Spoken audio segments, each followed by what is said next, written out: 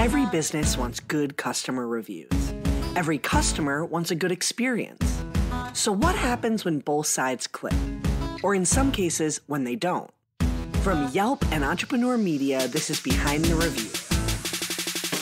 Behind the review, dig deep into behind the review, get all the news, food, flowers, fixing, make business boom. Behind the review, dig deep into.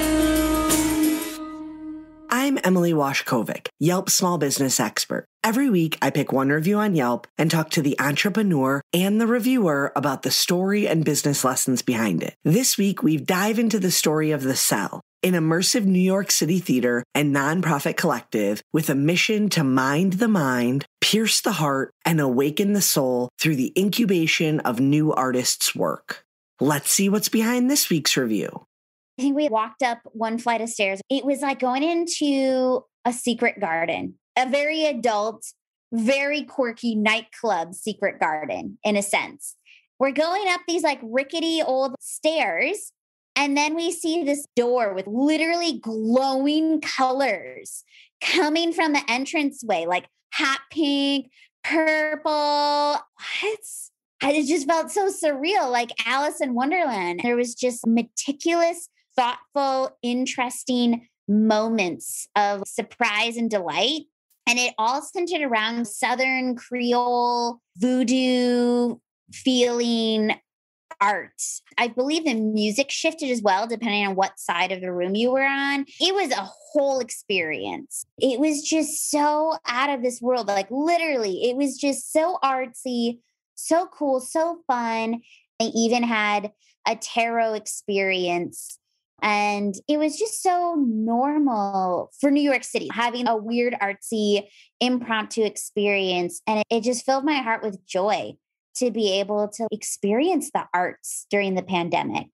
That's Kate, our reviewer who lives in New York City. When she was looking for a fun and safe activity to celebrate her friend's birthday, she was surprised to stumble upon an in-person event at Nancy Manchonarian's The Cell Theater that was featuring a socially distanced, immersive art show called The Garden of Eden. This art show features scenes of midnight in the garden of good and evil. A creative person at heart, Kate instantly knew she wanted to bring her friend there and fell in love with the experience at The Cell. Let's hear Kate's review. I never knew how much I missed the physicality of art until I came here during COVID.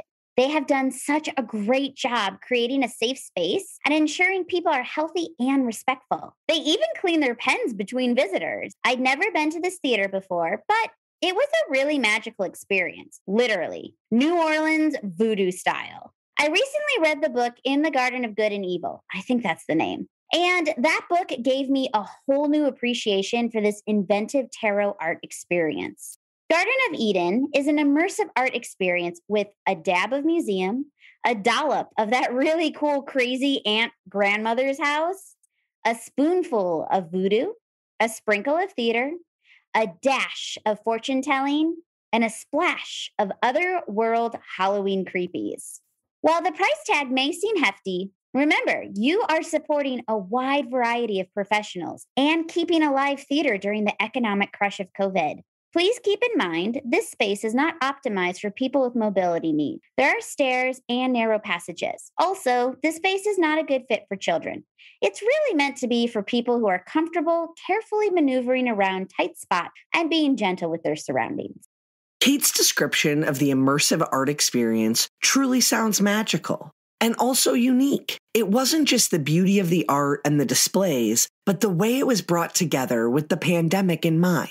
The Cell was able to take creativity and art to a whole new level. Here's Kira, artistic director and co-founder of The Cell Theater, sharing how the place came to be. I was coming out of graduate school in directing theater and directing opera. Nancy Manchonarian wrote the libretto to an opera called Dinner and Delusion by Michael Saul, produced by the Center for Contemporary Opera. I was hired to direct it, and it went well. We bonded through doing this opera together and realized we had this kind of soulmate artists, Artner, they call it now. I heard from Jonah Artner. I like that relationship. I wasn't exactly sure what I wanted to do with my career because I wanted to have a family and I wanted to be a theater director, and the two felt very incompatible to me. I'd always worked in the nonprofit sector. So when Nancy asked me if I wanted to help her start a theater, I jumped at the opportunity. I loved her. It felt meant to be. She is the facilitator of coincidence, as she calls herself. We started producing together. We applied for a nonprofit, which was granted in 2006. We were producing plays, which was nice, new plays, but it felt like we wanted to be more in the thick of development of arts that were not easy to categorize, that were interdisciplinary, that were really unique and not built to be marketed. Nancy had a space in Chelsea, which is the Cell, where the tenants it was a photography gallery, broke their lease. And we basically decided to focus our energies and efforts into the development of new work in any discipline of art, in any combination, really acategorical, which was difficult because it's hard to brand things without a category or an identity. And things were getting more and more commercial in the theater world and in the art world. And it wasn't the theater that we'd fallen in love with and the experimentation that we'd grown up in or what we'd associated with New York with. We knew that some of that stuff was being done in Brooklyn with younger people, but this was who we are. And we said, let's just do it. If it works, and if it doesn't, it worked, because we are loving this and we're loving giving these opportunities to artists who are like us, who don't fit neatly in any categories, but who are really devoted to digging for truths that feel like they push culture forward. We just started doing it and it grew slowly. We always say smaller is better because we were able to have staying power. And that's essentially the story of how the Cell came about. With their shared passion for art, Kira and Nancy created an avenue for artists to go outside the box and invite audiences to immerse themselves in limitless creativity at the Cell. Kate was so impressed by the surreal atmosphere, interactive elements, and the combination of museum and fortune-telling experience that the installation had to offer. Let's hear Jonah, the Cell's associate producer, talk about how the Garden of Eden installation, a hypnotic and meditative experience, came to be. Garden of Eden was something that I wanted to give people that emotional, intentional, intimate space within the theme of the tarot. A lot of the installation was really focused on self-guided experience. I was not there to tell them what they would find, how they would find it, what they're supposed to feel, but I would tell them that it's designed for intentionality, for asking yourself a question. Some people could have a hard time up there, but that's the time that they're supposed to have. Maybe they're supposed to have a hard time asking themselves a question and being with themselves and sitting down and thinking about these questions, because maybe that's not what they wanted to have. I would explain there's a dark side and a light side. On your left is the dark side, on your right is the light. Your tarot reading will take place in the light side, so I recommend starting in the dark side. And there are questions that were intended to draw introspection, which you are encouraged to ask to yourself, ask to your partner aloud, write down anonymously, and post it as dozens of people had. So by the end of the installation, we had dozens and dozens of these little white pieces of paper, people answering questions about their fears, their hopes, a piece of advice.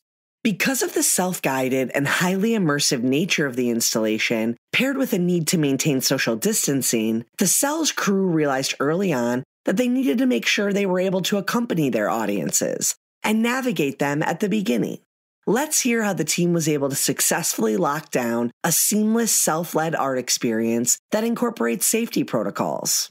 People wander up and it's a little confusing because you go up one set of stairs and to your right is the person and to your left is another set of stairs. It's a little jarring because there's AstroTurf when you walk in as well. So there's very well trained to say, watch your step, please. And check them in. Say, are you here for Garden of Eden? So they know they're in the right place. They don't know where the hell they are. They know that they came to the Cell. But a lot of people, we got written up in the New York Times, and a lot of people saw that and said, oh, I'll buy tickets for this. I have no idea what it is. And so we had a lot of those folks had no idea what they were stepping into. We each had our own different spiel about what they would find, about how long it lasted. About half an hour in, you'll hear a tone that means that your tarot reader is calling in on the iPad in the light half of the room, and letting them know that to keep their masks on at all times, and that when they're done with their tarot reading, they can come on down so I can sanitize the space for the next guest.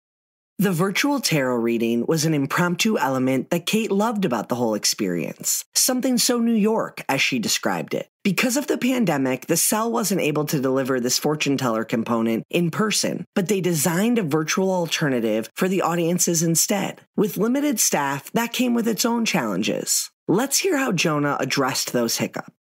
The pandemic brought a lot of tech issues to people in the entertainment industry and pretty much every industry. Wi-Fi connection, Zoom capability, multi-channel audio design all brought around the ugly head of the fact that people didn't know when their tarot reading was beginning. So I had Lexi, our chief tarot reader. We had a few different tarot readers. Lexi would call me at the tarot reading began at 1:30 every time. She would call me at 8:31, 9:31, 10:31. They're not answering, Joe. And I'd be like, okay, hold on. And I please call again. And I would go up and I would see if they were in the other part of the installation, because it's a whole townhouse that we're in. So people can be at the far end of the installation with this beating heart in the aspect, the 6-foot tall heart with a rib cage around it with this literal beating sound effect, and not hear it ring on the other side of the room. Or they were sitting there waiting for it and it wasn't signed in, or the Wi-Fi was being janky or something. I would just toggle it on and off, or just make sure that it was plugged in and physically answer the call for them and just make sure that everybody was connected. That happened, unfortunately, a few too many times. Because of technical issues that I experienced, as well as every other gallery sitter that we had, they would get nervous about the people going through something that was really janky and messed up. I would always say, when they come down, see how they're feeling and offer them a Pizza Rat Patch or a tarot card or something. Offer them a refund if it was really janky and really messed up. And really, we gave people extraordinary opportunity to get out of their house and just do something and be in a different space and be in a different headspace and be with their friends and loved ones. So even though there was a little bit of tech issues, and everybody knows how tech issues just appear everywhere you look, they still really appreciated the experience. Let's take a quick break. Hey there, listeners. I'm currently in the process of purchasing my first home, and it's really got me thinking about how I don't want to leave my partner with a huge financial burden if something were to ever happen to me. On that note, it makes sense why people get life insurance, especially term coverage, which is surprisingly affordable. Why not pay a bit each month to protect the ones you love? If you're asking yourself this question, choose Ladder. Ladder makes it impressively fast and easy to get covered. You just need a few minutes and a phone or laptop to apply. Ladder's smart algorithm works in real time, so you'll find out instantly if you're approved. There's no hidden fees, and you can cancel at any time. And since life insurance costs more as you age, now's the time to cross it off your list. So check out Ladder today to see if you're instantly approved. Go to ladderlife.com/BTR. That's LADDER life.com/BTR. Somehow years ago, I got added to this email list that goes out on Saturdays, and it aggregates really cool, fun stuff happening in New York City, really about in-person events. And then they try to transition to virtual. So when the Cell Theater showed up as having an in-person event, I was like, what?